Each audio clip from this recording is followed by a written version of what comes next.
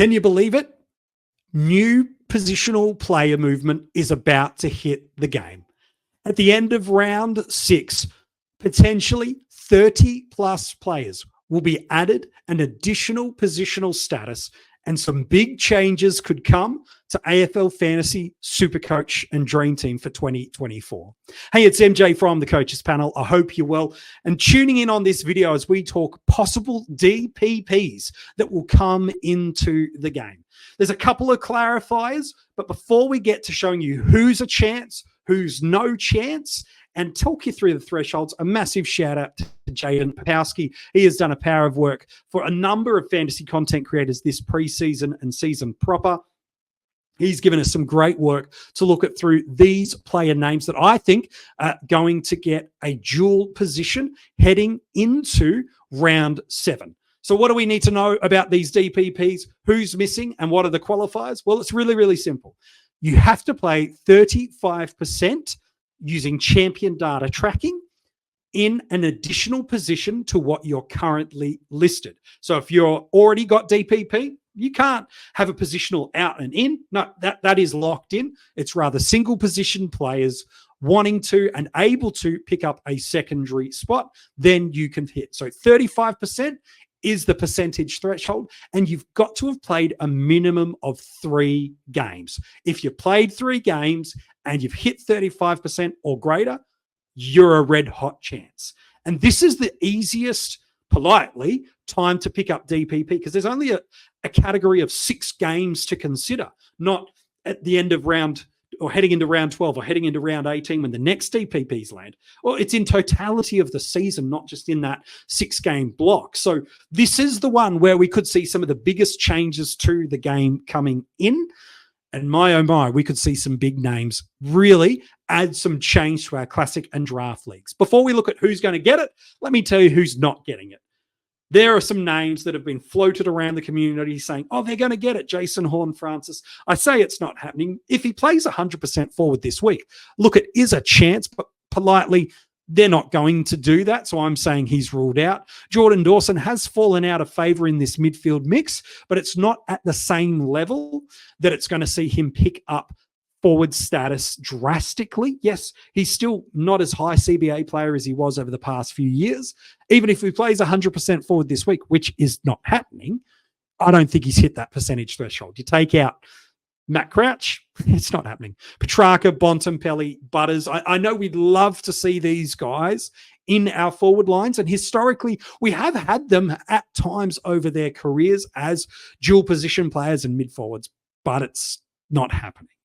So who's getting ruck, who's getting forward, who's getting mid, and who's getting defender status, and what does it mean for us in this couple of matches? Well, we're going to see some big premiums potentially getting added in.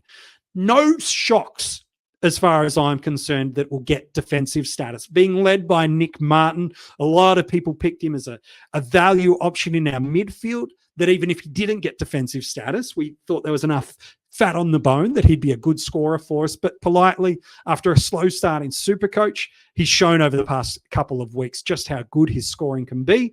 While in AFL Fantasy and Dream Team, he's been good all year. I think he's right in that top line conversation of SuperCoach top 6 defenders for us. I think when he hits his targets, he's there. While AFL Fantasy, I don't think there'd be too many that would argue that sentiment that he's a top 6 defender for us. So I think that's a really important gain for us and structurally allows us to do a bunch of different moves, such as D'Ambrosio owners or Williams owners. That just gives us a chance either this week or next, once that DPP hits, that it's really crisp and easy to take these defenders that have topped out in cash, that have been value and money makers. We can flip these guys into the back line and make some moves. Matt Roberts sits in that sentiment as well. Colby McKercher, while he might not even get up this week with that rib injury, these are both cash cow options that will pick up defensive status and will be important for us. Buku Kamas, I know in AFL Fantasy, not many have looked at him, but SuperCoach, he's been really popular and helpful. Similar with Charlie Comben. If he plays this week, he will pick up defensive status. And then we look at some draft relevant options. Max Holmes, like he's close to a top liner in Fantasy and SuperCoach defender, but I just don't think it's going to be enough that is right at that top line. Amon is similar. Zach Fisher is similar. And then you've got Lukosius, who I think in time, if he stays in this halfback role, could be pushing the top line and does present some value for us. But yeah, look, right now, I think it's pretty draft relevant and helpful for us. So Martin's the big leader in Classic. There's some really big, helpful draft ones. And Classic, there are some others that are just floating around there that we can look at from a cash cow perspective. What about that forward line? Let's talk about some guys that we could see picking up forward status. Riley Sanders, the guys at SuperCoach have come out and said I think it's 38% is the threshold marker he's on right now. So yeah, he's right on that borderline. And with no Tom Liberatore, there is a world where I can see him not spending as much time through the forward line and therefore missing out. But again, if we were calling it right now and today, yes, I've got him picking up dual position status. Matt Kennedy and Tom Sparrow, I think, could be really important for us in draft leagues. So if they're sitting in the player pool, I think given the lack of depth of options we have through there, I'd be really quite comfortable to get them. Similarly with a Justin McInerney and Latham Vandermeer in drafts could be helpful enough. Jai Simpkin could be one of the big gains for us, given his historical pedigree of scoring. Again, I don't see anybody jumping head over heels for it in Classic right now, but it's definitely something that could be there. And then politely, there's just a bunch of names. They're not all relevant. They're not all huge, big, booming options for us to consider, but they're important and relevant names. And so Sanders will help potentially as we look to start moving out some fattened cows through our forward line. So whether that be Wilson, whether that be Reed, a number of others have kind of popped through there. It just gives us that versatility to take some of them up really easy. We've already got DPP, so it should have been easy enough. But again, in some teams, he could be important as we get out of best 18 and back into best 22 after this week. It could just be enough to save you from fielding a Reed or a Wilson. All of a sudden, Sharp pops into your midfield on the ground, and you might just see a 10 to 15 points per game bump if Sanders isn't the sub. And again, no Liberatore this week with him in concussion protocols just might mean he doesn't get it. So he's on the track right now, but he's far from a certainty to get it. Really, he's the most relevant and Classic for us from a gains perspective right now. Who's picking up midfield status? Well, I don't think anyone should be shocked to see Powell, Young, Heaney to lead us off as names that are picking up midfield status. D'Ambrosio, Bose, Dempsey, Closey. These are names that are really, really important in across our Classic teams. Bose, that's probably a bit of a stretch to be fair on him. But nobody should be shocked to see some of these names in and rolling through there that have already or on track to play their third game this week. Adding mid status is, generally speaking, one of the least relevant in terms of it moving players up our prioritization order of, oh man, they're so much more relevant now because of what they have done and who they actually are. But to me, that doesn't really matter too much. I'm still pretty happy to put them in there. It just adds trading versatility and flexibility. That might mean you're able to loop some options if you've had a massive forward or defender score well on your bench. Just opens up some pathways to now all of a sudden loop some guys in and out. And as we get out of best 18 and into best 22, that can be really important for us. Let's talk about the rucks. Do we get any? Yeah, we do.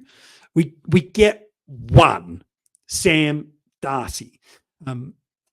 Fantasy community outside of Classic, in Classic, not hugely relevant, but for draft leagues in Fantasy, people are interested in him, as they should be too. But really, this is SuperCoach and Dream Team, where he has been basically a bargain price guy.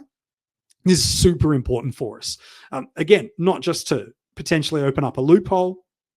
If you're looking at Tim English as a trade option to bring into your side, whether it be via Cherry or Grundy, whoever it is over the next couple of weeks when English bottoms out, it just gives you another on-field playing option. Because right now, I think for the vast majority of us, unless you've got the three-headed ruck monster, which I don't see many keeping, and that being Cherry, Gawn, Grundy after round 6, we've got no depth of coverage and options through there. So Darcy to me is picking that up. I know the CBA stats would say it's not high, but what's actually happening is Darcy starting a lot of the game inside forward 50, then pushing up and allowing English to kind of drift back a little bit, add some height to their side and just protect him from ruck contacts around the ground a little bit more. So CBA stats are important for helping us understand who and how a player might pick up DPP, but they're not the be all and end all of what's going to happen for us. So those are some things that are coming for us. I think it's a really, really valuable and important gain for us,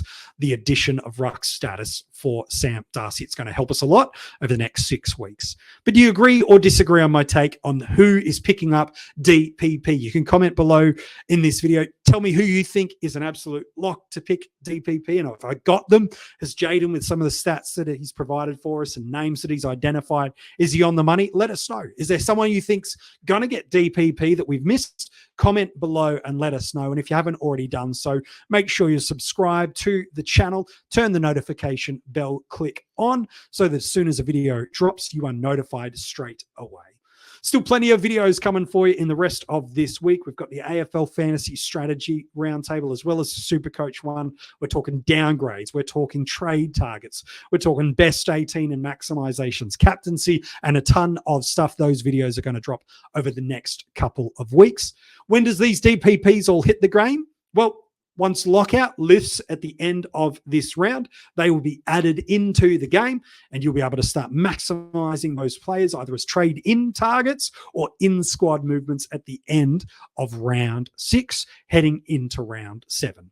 Hey, good luck this week. Hopefully some of these DPP gains we get really help you and your fantasy side. And we can't wait to be back with you on the channel talking fantasy footy again real soon.